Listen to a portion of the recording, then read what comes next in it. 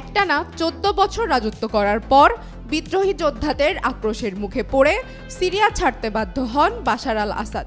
২০০০ সালে মাত্র ৩৪ বছর বয়সে বাশার আল আসাদ সিরিয়ার প্রেসিডেন্ট হন। এতদিন এই আসাদকেই অপ্রতিরোধ্য মনে হচ্ছিল। তবে রোববার রাজধানী দামেস্ক পতনের মধ্য দিয়ে নাটকীয়ভাবে শেষ হয় তার শাসন। এর মধ্য দিয়ে সিরিয়ায় আল আসাদ পরিবারের প্রায় ৫৪ বছরের শাসনের অবসান ঘটে।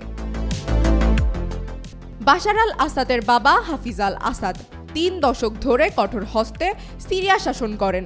১৯৭০ সাল থেকে ২০০০ সালে মৃত্যুর আগ পর্যন্ত সিরিয়ার প্রেসিডেন্ট ছিলেন তিনি। ১৯৬০-এর দশকে দেশের সাম্প্রদায়িক ক্ষমতার লড়াইয়ের সময় তিনি প্রভাবশালী হয়ে ওঠেন। হাফিজ আল আসাদ সিরিয়ার প্রতিরক্ষা মন্ত্রী ও বিমান বাহিনীর কমান্ডার হিসেবে নিযুক্ত হন এবং ১৯৬৬ সালে বাথ পার্টির অভ্যন্তরীণ ক্ষমতার দ্বন্দ্বে গুরুত্বপূর্ণ ভূমিকা পালন করেন। এরপর ১৯৭০ সালের ১৩ই নভেম্বর এক রক্তপাতহীন অভ্যুত্থানের মাধ্যমে ক্ষমতা দখল করেন।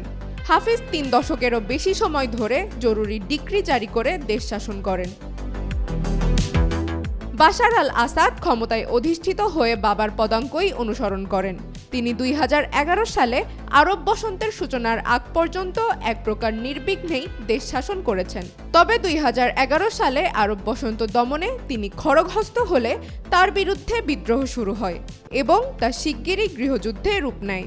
এই যুদ্ধে ৫ লাখেরও বেশি সিরিয়ান নিহত হয়েছে এবং লাখ লাখ মানুষ তাদের ঘরবাড়ি ছেড়ে পালিয়েছেন। সংঘর্ষে দেশীয় বিরোধী গোষ্ঠী, চরমপন্থী গোষ্ঠী এবং যুক্তরাষ্ট্র, তুরস্ক, ইরান ও রাশিয়া সহ আন্তর্জাতিক শক্তি জড়িয়ে পড়ে। শেষ পর্যন্ত অবশ্য বাশার আল আসাদের মিত্ররা তাকে রক্ষা করতে ব্যর্থ হয়েছে। ইসরায়েলি বিমানে চেপে পালাতে হয়েছে দেশ থেকে। বাশার আল আসাদের এই পরিণতি মিলে যায় শেখ হাসিনার চরম পরিণতির সাথে।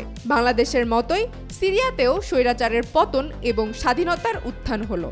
তবে আসাদকে সরাতে সম্মুখ সমর ও নেপথ্যে কারা তা এখনো জানা যায়নি। চন্দ্রিকা মজুমদার, আজকাল।